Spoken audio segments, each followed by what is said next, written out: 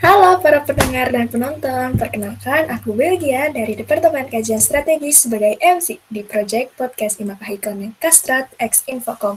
Selamat datang dan selamat mendengarkan di episode perdana pertama kalinya Kastrat 2021 dan 2022 mengadakan podcast di mana bahasan kita hari ini adalah mengenai perdagangan satwa liar jadi bisnis eksklusif. Wah, topik bahasan yang sangat sedikit serem ya, tapi ini terjadi loh di sekitar kita karena banyak sekali berita tentang kasus perdagangan satwa liar yang menjadi komoditas utama di beberapa daerah, tidak hanya di Indonesia, tapi juga di seluruh dunia. Bahkan menurut United Nations Office Drugs and Crime mengenai World Wide Crime, menyatakan bahwa perdagangan satwa liar berada di ranking keempat kriminalitas dunia setelah perdagangan narkoba dan human trafficking. Hari ini kita akan mendengarkan perspektif dari 4 mahasiswa kedokteran hewan yang hadir hari ini bersama aku, yaitu ada Kak Ayu, Kak Alpaini, dan Kak Choi. Mereka adalah anggota dari kelompok FGD terbaik Sekolah Kajian Strategis yang telah dilaksanakan bulan Mei. Dan satu lagi nih paling spesial, yaitu ada Kak Nui sebagai Kepala Departemen Kastrat PBI Makahi 2021-2022. Yuk kita ketemuan dulu sama orang-orangnya. Halo Kak Nui, halo Kak Choi, Kak Ayu, dan Kak Alpa ini. Boleh nih disapa para penontonnya. Oke, terima kasih banyak Belgi. Halo semuanya, aku Siti Nusyareina, biasa dipanggil Nui, di sini sebagai Kepala Departemen Kajian Strategis PBI Makahi dari Universitas Gadjah Mada dan sekarang masih di semester 4. Salam kenal Kak Nui. Halo semuanya, kenalin. Nama aku Hoirul Ahmad Aziz, biasa dipanggil Choi. Aku dari Universitas Airlangga, sekarang lagi berada di semester 4. Halo, salam kenal. Hai, aku Rosdiana Ayu Aisyah Putri. Teman-teman bisa panggil aku Ayu dari Universitas Airlangga. Aku semester 8. Hai, baik, perkenalkan saya Muhammad Alpaini, bisa dipanggil Alpaini.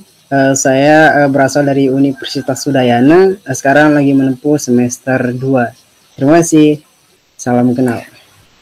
Salam kenal, keren sekali ya teman-teman. Thank you sekali udah join nih nemenin aku di podcast Imakahi Connect. Mari kita langsung cus ke sesi pertama, yaitu dengar perspektif. Nah, di sesi ini kita bakal berbincang-bincang tentang satwa liar dan perdagangannya di Indonesia. Yang tentu kita tahu bahwa Indonesia adalah negara dengan keanekaragaman fauna yang sangat tinggi dari Sabang sampai Merauke. Kira-kira kondisi satwa liar sekarang itu gimana sih menurut teman-teman? Iya, thank you Belgia. Tentu aja Indonesia itu sebagai salah satu negara yang memiliki keanekaragaman hayati di dunia, terkenal karena memiliki kekayaan satwa liar yang tertinggi di dunia. Nah, namun kekayaan tersebut terancam keberadaannya, salah satunya diakibatkan oleh perdagangan satwa liar yang banyak dilakukan oleh pihak-pihak yang tidak bertanggung jawab. Nah, satwa liar dan ekosistemnya saling bergantung antara satu dan yang lainnya, dan pemanfaatannya itu akan saling terhubung gitu, sehingga akan saling mempengaruhi, sehingga kepunahan satwa liar akan berakibat terhadap terganggunya ekosistem. Untuk itu, kenapa diperlukan pengaturan pemanfaatannya dan perlindungan terhadap satwa liar. Oke deh Kak Ayu, nah kalau dari Kak Choi dan Kak Alpa ini gimana nih? Nah iya sih, saya sendiri sih setuju banget dengan Kak Ayu nih. Dalam hal ini ya, Indonesia itu selain kaya dengan keanekaragaman satwa liarnya, yang pernah saya baca itu Indonesia juga memiliki tingkat endemisme yang tinggi dengan satwa liar ini. Nah, namun yang menjadi ironi itu ialah masih banyak nih oknum ataupun masyarakat di sekitar itu yang lebih mementingkan egonya ataupun kepentingannya masing-masing nih. Nah, jadi mereka lebih mementingkan itu daripada memperjuangkan nih agar satwa liar tersebut tetap lestari dan bisa dinikmati oleh anak cucu kita kelak. Nah, beberapa kasus nih yang terjadi di lapangan ya, seperti perburuan liar, perdagangan satwa liar secara ilegal, dan juga perusakan habitat alami. Nah, ini tentu akan menjadi ancaman nih yang mengarah kepada kepunahan dari satwa liar tersebut. Seperti itu, Kak Belgia. Di sini saya sedikit menambahkan, benar sekali ya pernyataan dari Kak Hairul, bahwa Indonesia itu adalah negara yang begitu beragam, begitu kaya akan satwa-satwa liar ataupun keragaman hayati lainnya. Tetapi di sini kita perlu mengetahui Indonesia juga dikenal sebagai negara yang memiliki daftar panjang tentang satwa liar yang terancam punah. Menurut IUCN pada 2011 bahwa jenis satwa liar Indonesia yang terancam punah itu yakni adalah 184 jenis mamalia, kemudian 119 jenis burung, kemudian 32 jenis reptil, kemudian 32 jenis amfibi, dan 145 jenis ikan. Kemudian selain itu juga perlu kita ketahui bahwa dunia saat ini telah kehilangan lebih dari 2/3 populasi satwa liar dalam waktu kurang dari 50 tahun, termasuk Indonesia di dalamnya. Ini didapat dari laporan kelompok konservasi WWF. Laporan tersebut juga mengatakan bahwa terjadinya kemerosotan malapetaka itu tidak menunjukkan tanda-tanda akan melambat. Wah, berarti permasalahannya hampir sama ya yang teman-teman ketahui, di mana satwa liar ini memiliki banyak kebermanfaatan untuk manusia dan juga Indonesia, tapi sayangnya praktik yang dilakukan masih secara ilegal dan tidak bertanggung jawab.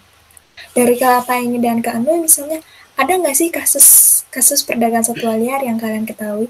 Saya pernah membaca sebuah berita itu mengenai kasus perdagangan satwa liar dari WWF Indonesia, yang dimana menurut seorang Arnold Sitompul sedikitnya terdapat 68 kasus penegakan hukum kejahatan terhadap satwa seperti penyelundupan, penyitaan, dan perdagangan satwa yang dilindungi. Termasuk di dalamnya yakni satwa seperti harimau Sumatera dengan 9 kasusnya, kemudian gajah dengan 2 kasus, orang utan dengan 4 kasus, dan penyu dengan 9 kasus. Kemudian terdapat temuan kematian gajah Sumatera di Riau dan Aceh. Kemudian di Tenggarai misalnya yang merupakan bagian dari perdagangan satwa liar ini. Kemudian dari beberapa kasus ini yang berhasil ditangkap, pelaku kejahatannya itu seringkali ditunjukkan bahwa vonis yang dijatuhkan kepada pelaku ini masih belum setimpal terhadap apa yang telah dilakukannya. Nambahin juga nih, benar banget apa yang udah disampaikan sama Kak Alpa ini tadi. Kalau dari yang aku ketahui, satu hal masalah besar dari kasus satwa liar itu adalah perdagangan ilegal yang tidak diketahui oleh para oknum. Nah, menurut Guru Besar IPB University juga dari Fakultas Peternakan, Profesor Roni, menyebut Indonesia itu berada di pusaran perdagangan satwa liar dunia. Menurut hasil penelitian Prof. Roni, Indonesia tercatat sebagai salah satu eksportir produk satwa liar terbesar dunia bersama dengan Jamaika dan Honduras. Tentunya ini bukan suatu kebanggaan ya bagi kita, karena seperti yang kita ketahui, salah satu penyebab utama kelangkaan dan kepunahan spesies itu karena perdagangan satwa liar.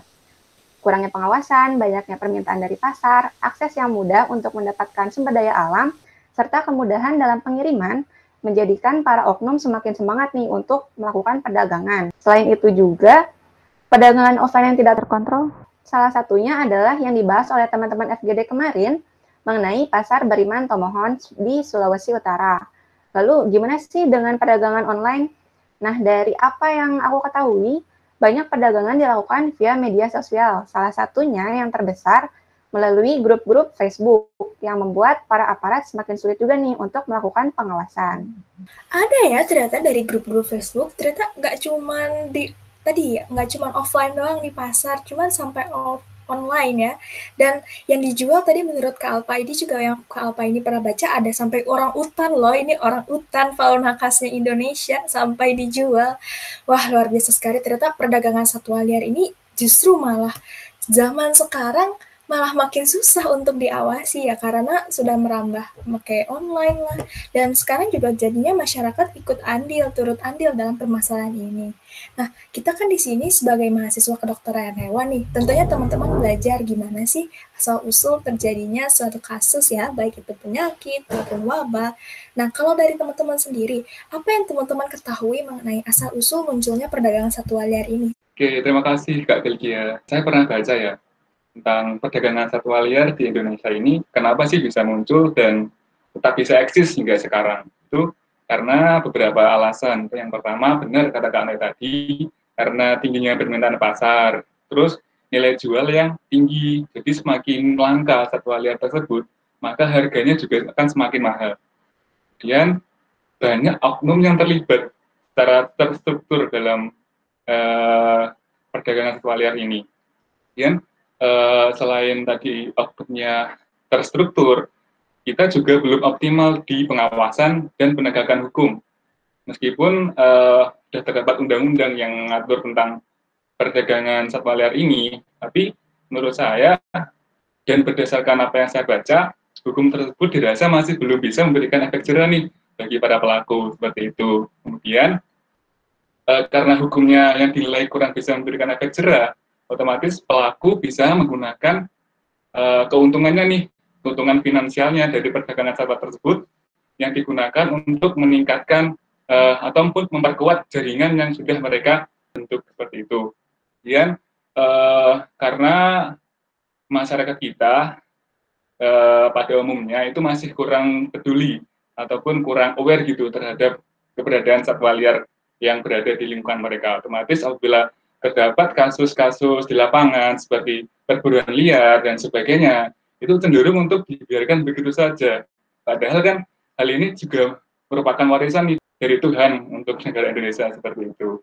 Kemudian selain itu juga ada nih beberapa tempat ataupun lingkungan sosial mereka itu melakukan perburuan satwa liar itu sebagai tindakan yang wajar ya. Jadi bukan merupakan suatu suatu kekejaman, tapi merupakan kegiatan yang sudah dianggap wajar. Dalam hal ini seperti digunakan untuk tradisi ataupun kepercayaan mereka dari leluhur mereka seperti itu kan. Wah, ini menarik banget ya. Ini ada perburuan satwa liar karena demand pasar ya Kak Coy. Terus ditambah lagi faktor sosial budaya di beberapa daerah. Nah, kira itu contohnya gimana tuh yang Kak Coy pernah baca? Ya, jadi yang pernah saya baca ya, contohnya seperti ini, seperti konsumsi daging penyu dan juga sirip ikan hiu itu bisa berkhasiat nih sebagai obat. Kemudian ada juga yang memanfaatkan kulit harimau, di mana kulit harimau ini dipercaya dapat memberikan kewibawaan. Terus ada juga yang percaya bahwa bulu cendrawasih itu dapat mendatangkan kekuasaan seperti itu Kak. Selain itu, rusaknya habitat asal akibat alih fungsi seperti hutan dijadikan perkebunan, pertanian, industri, dan juga pertambangan. Otomatis hal ini juga akan membuat satwa liar di habitat tersebut menjadi korban. Karena satwa liar tersebut dianggap sebagai hama yang harus dibunuh dan juga diburu, seperti itu. Mungkin ada juga yang selamat, mereka melarikan diri ke pemukiman warga. Namun tentu di sana mereka juga akan menjadi ancaman nih bagi warga sekitar. Dan mau tidak mau, kehidupan mereka di sana juga akan terancam seperti itu. Nah, untuk satwa liar yang telah mati karena diburu dan dibunuh tadi, mereka akan diperjualbelikan dalam bentuk utuh ataupun bagian tubuhnya saja seperti itu, Kak. Nah, selain itu ya, bahkan aku pernah baca berita nih, Kak. Pernah baca berita itu yang sempat viral di Indonesia tentang kasus pembunuhan orangutan, khususnya induk-induk orangutan. Mereka dibunuh sehingga hanya menyisakan bayi-bayi orangutan. Nah, bayi-bayi ini nantinya itu akan ditangkap dan juga diperjualbelikan. Karena banyak sekali para oknum yang tertarik ini dengan bisnis orangutan seperti itu. Benar-benar ya, jadi balik lagi ke kebermanfaatan satwa liar untuk manusia dan faktor-faktor penting lainnya, salah satunya itu adalah hutan mereka yang berkurang sampai sekarang ya, Chay. Ya, setuju Kak Belgia. Dan gini ya, selayaknya manusia ya, seharusnya hewan juga berhak nih memiliki rumah yang aman dan juga nyaman bagi keluarganya seperti itu. Dalam hal ini adalah habitat asal mereka seperti itu. Wah, benar banget. Jadi emang kelestarian hutan tuh memang harus kita tetap jaga. Nah, kalau dari Kak Ayu sendiri gimana? Ya, oke.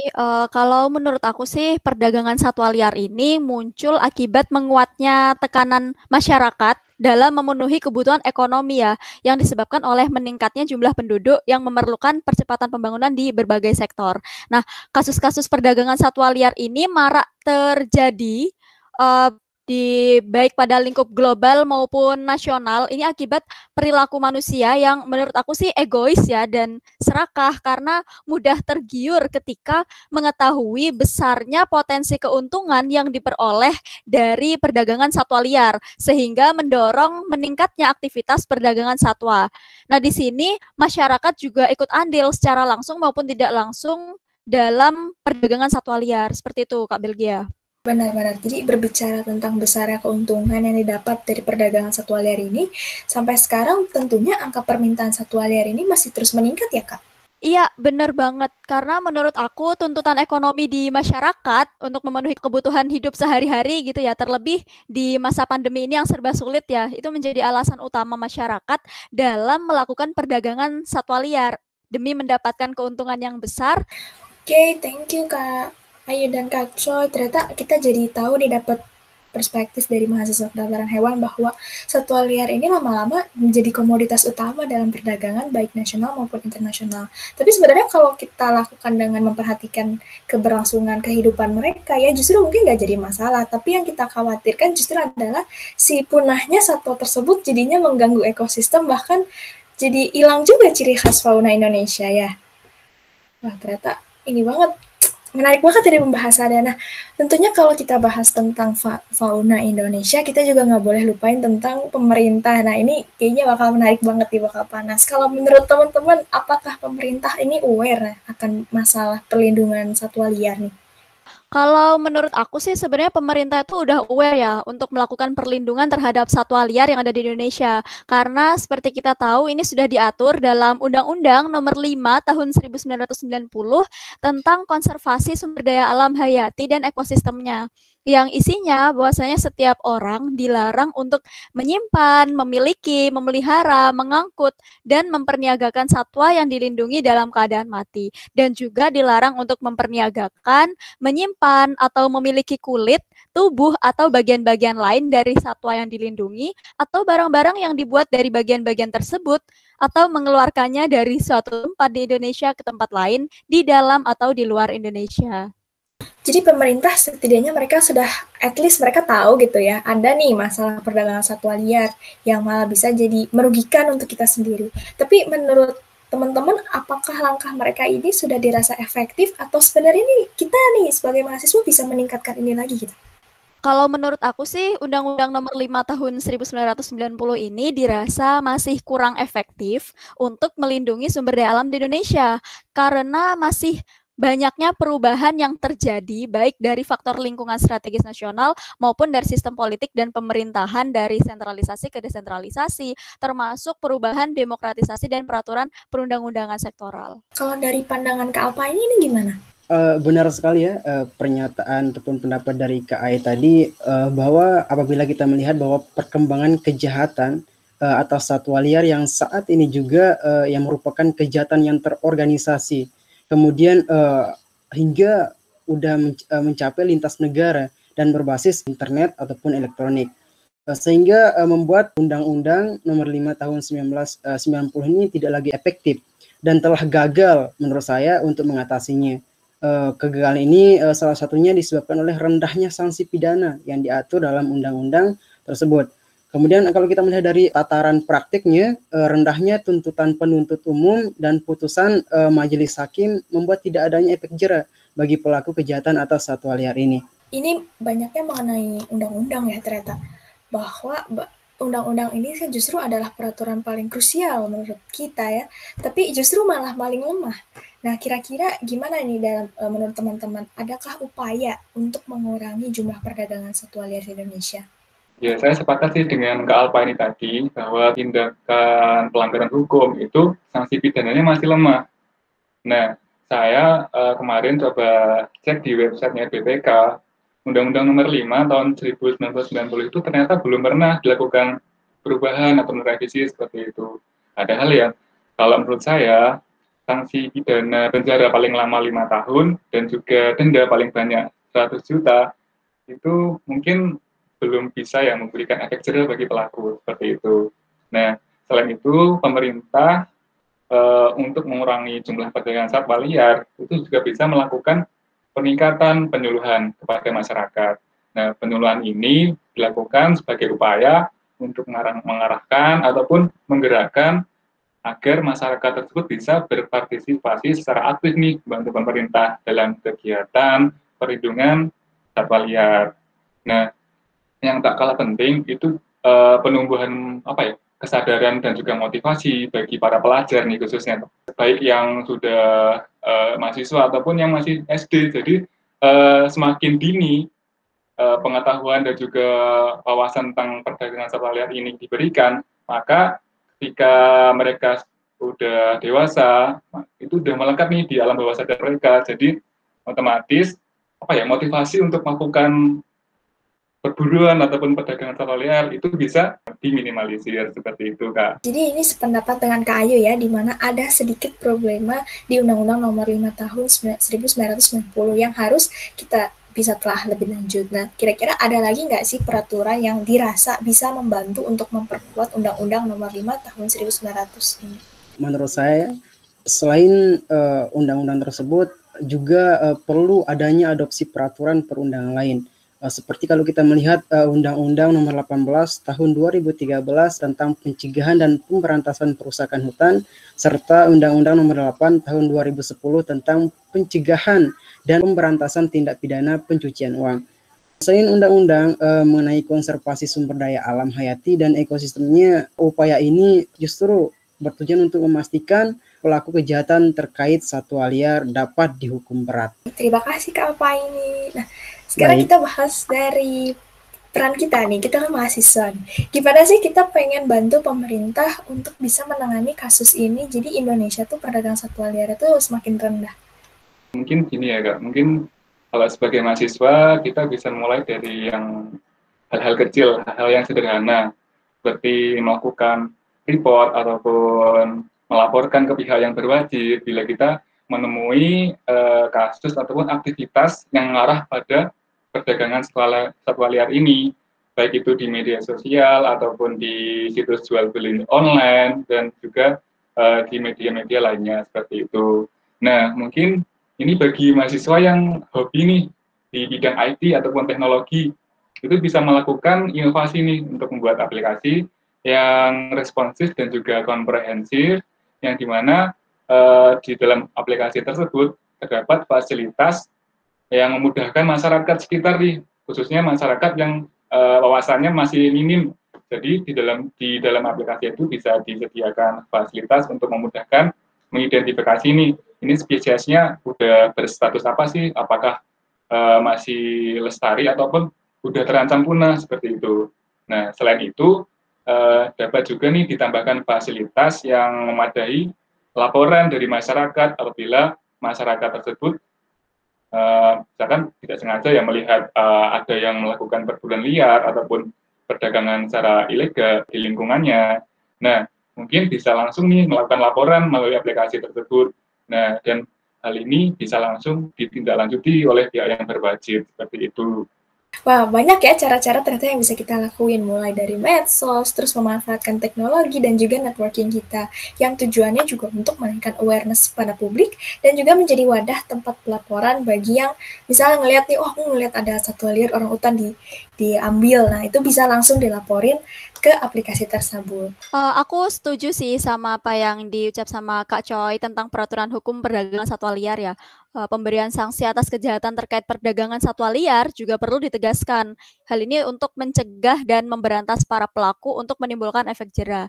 Selain itu juga diperlukan legislasi nasional berkaitan dengan konservasi sumber daya alam dan ekosistem yang memiliki kemampuan melindungi sumber daya alam secara efektif. Aku jadi keinget ini, negara anggota CITES mengakui bahwa flora dan fauna memiliki beraneka ragam bentuk yang indah dan mereka merupakan bagian yang tak tergantikan dari sistem alami bumi yang harus dilindungi untuk generasi sekarang dan yang akan datang. Jadi kita sebagai mahasiswa kedokteran hewan wajib peka dengan praktek ilegal perdagangan satwa liar dan bisa melakukan aksi maupun sosialisasi pada masyarakat betapa pentingnya melindungi satwa liar yang ada di Indonesia. Oh wow, jadi dari Kak Ayu menambahkan kalau perlindungan satwa liar ini justru juga harus menguatkan peran lembaga konservasi ya, baik yang umum maupun khusus. Dan aku suka banget tadi kalimat Kak Ayu dari negara anggota CITES bahwa fauna dan flora merupakan bagian yang tidak tergantikan dari bumi yang harus dilindungi ya untuk generasi sekarang dan tentunya yang akan datang. Nah, jadi intinya biar anak cucu kita tuh bisa tetap ngeliat gitu ya Kak Ayu, kalau oh ya kita tahu Komodo tuh kayak gimana gitu, nggak cuma dari buku doang.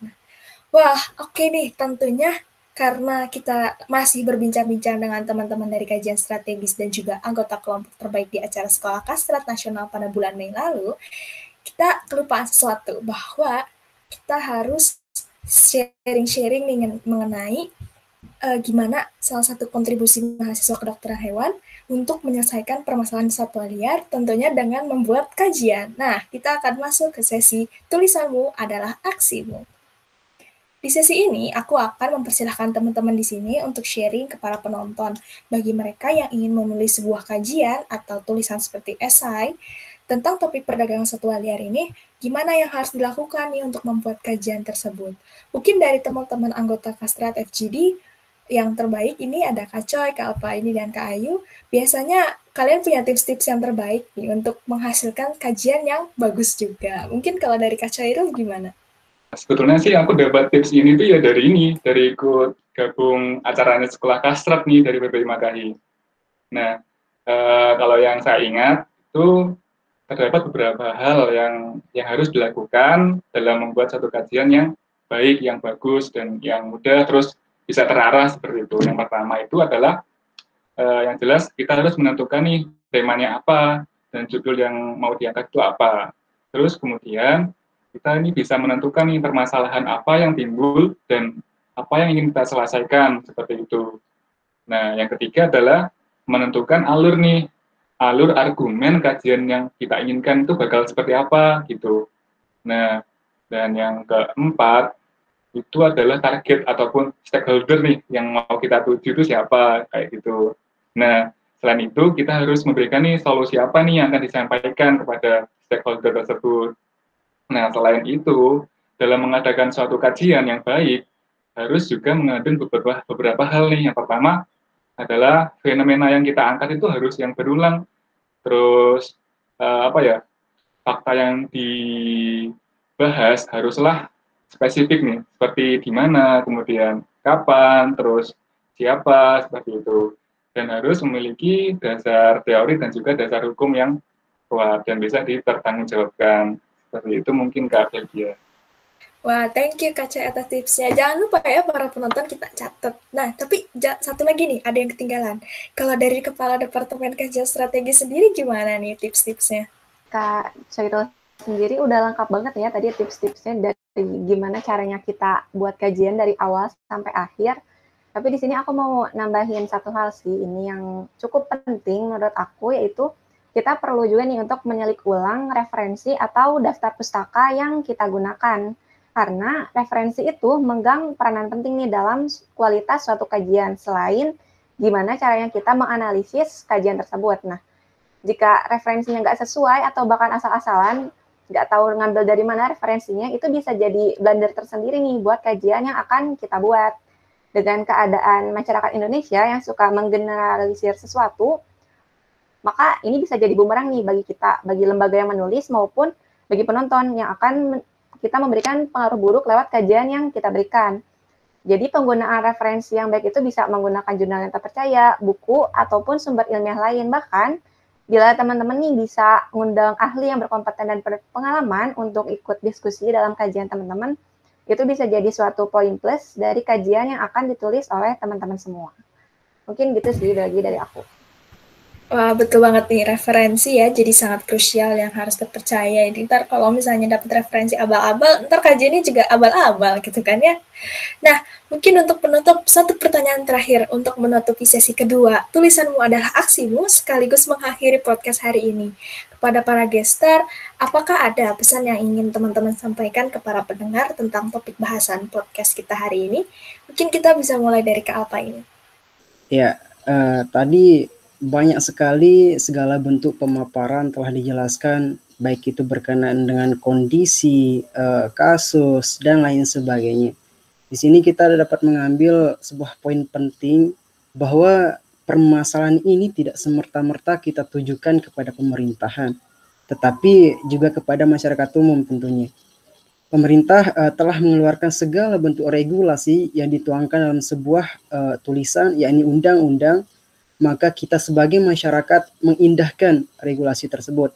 Karena penyelamatan satwa liar ini juga harus mendapat dukungan penuh dari masyarakat Indonesia. Jadi semua pihak secara bersamaan bekerja sama, bersamaan dengan kontinu. Karena jika hanya mengandalkan pemerintah atau LSM seperti WWF saja, itu tidak akan bisa. Mari kita lihat bahwa kedepannya bagaimana nasib satwa liar akan berada di tangan manusia.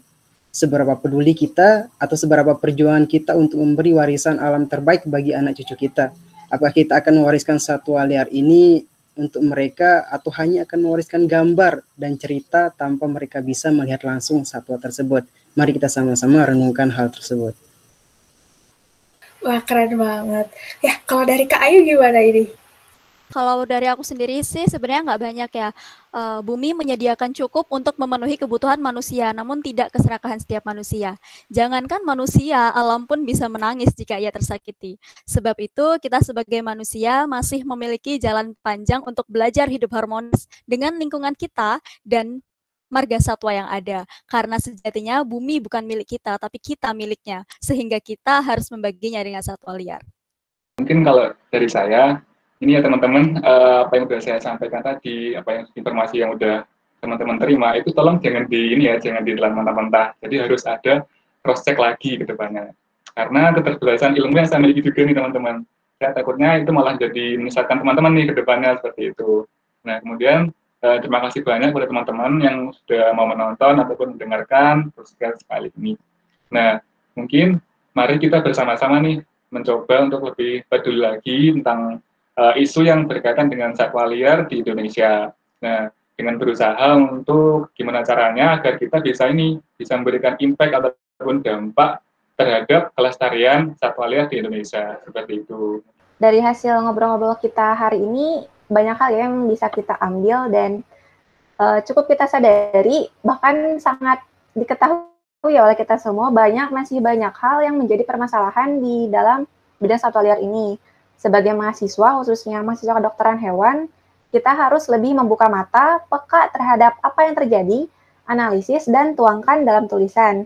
Dengan begitu, apa yang ingin kita sampaikan dapat terrealisasikan.